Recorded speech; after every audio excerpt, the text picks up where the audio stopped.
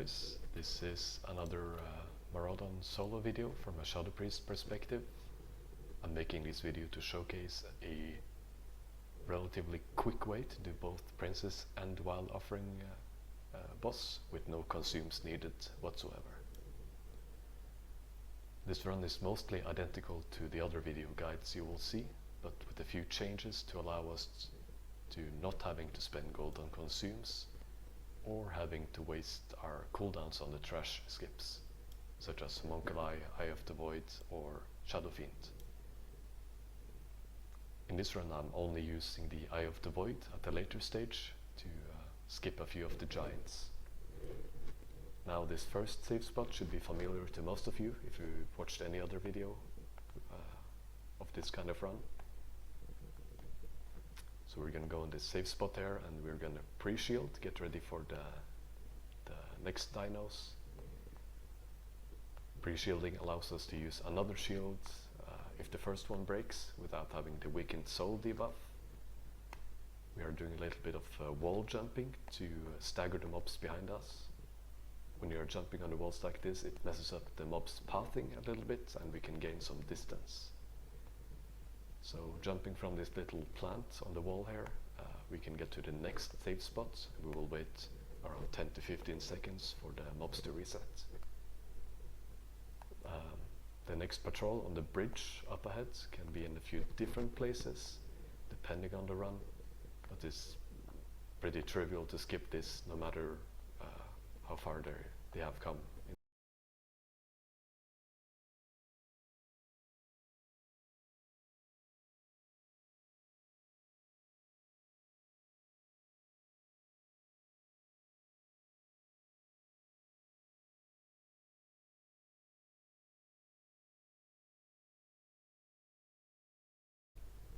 Now we are going to pre-shield and we're going to use wall jumps and possibly a fear to get past these next dinos.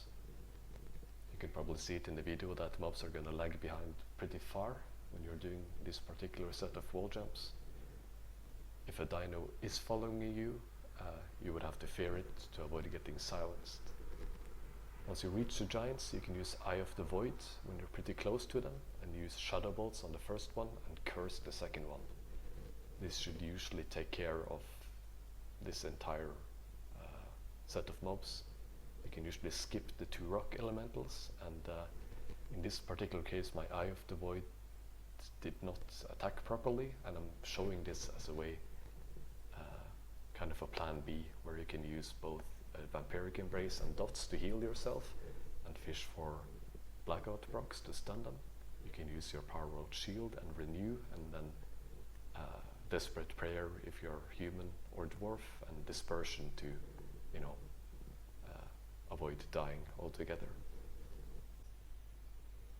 I'm gonna add a clip here from another attempt where my Eye of the Void were able to grab the 2 giants, but also in the same attempt the dino back right beforehand was feared in the wrong direction, and I would have to use my Homunculi to pick them up to avoid getting both the daze and the silence. Just a way to showcase another, I guess, version of this particular trash skip. Now when we log back in, we are going to swap the chest rune to Twisted Fate due to Princess being immune to diseases, so we can't use that whatsoever.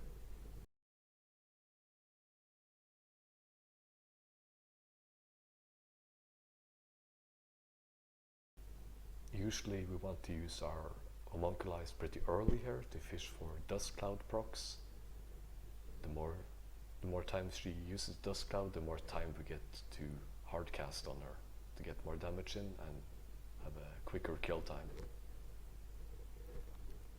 Now I'm usually dragging her all the way to this corner so we can use the wall jumps to gain a little bit of distance. Now you can see a few times when I'm jumping on the wall here, she's going to lag behind a little bit, which can increase the distance slightly. Now you have to be careful when you're doing these kinds of jumps. It's a little bit of a technique behind it. If the boss pauses one time, then that's a good way for for you to stop jumping on the wall, because whenever she stops, that means she has a chance to evade you completely and reset her health back to full.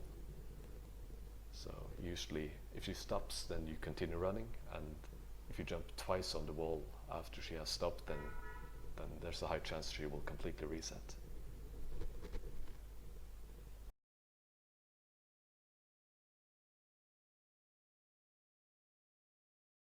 Another thing you should watch out for are dust clouds and also the boulders.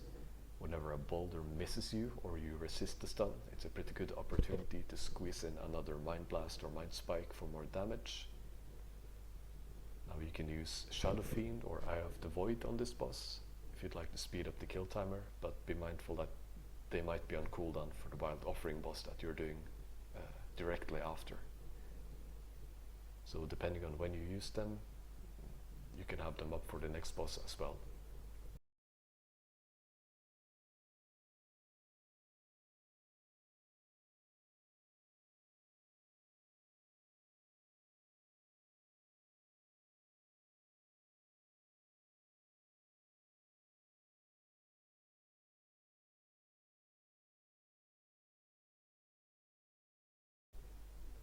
Now when the boss is pretty low HP, she's going to be slower and you can execute her quickly, and whenever you're ready to fight the Wild Offering boss, it's a nice chance to swap back to Void Plague Rune, as it's going to be a bit more reliable damage for you.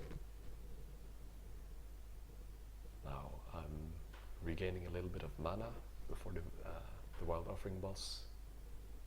The way I'm doing it is by face tanking it and healing a lot from Vampiric Embrace. Whenever my health goes pretty low, I'm using my dots and Vampiric Embrace and doing the same type of kiting that I did on Princess to regain my HP and then continue face tanking it when I get a little bit more HP.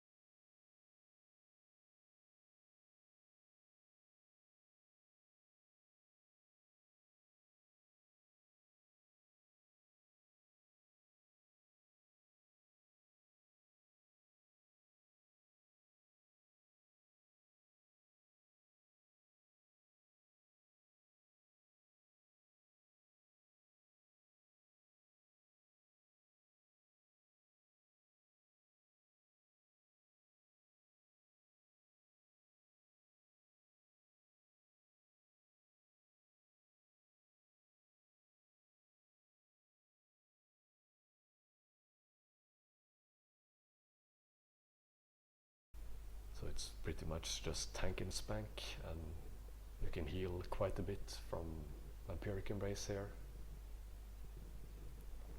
And you will see by the end of the video this is a pretty quick run for having both Princess and Wild Offering with no consumes needed. And again, this was not a perfect run, but I do think it stands as a decent benchmark for how to do both bosses under 10 minutes with no consumes needed. If there are anyone who are trying this run, please give me any kind of feedback or improvements to do this even quicker or even more efficient. I would love to hear back from you, and thanks for watching.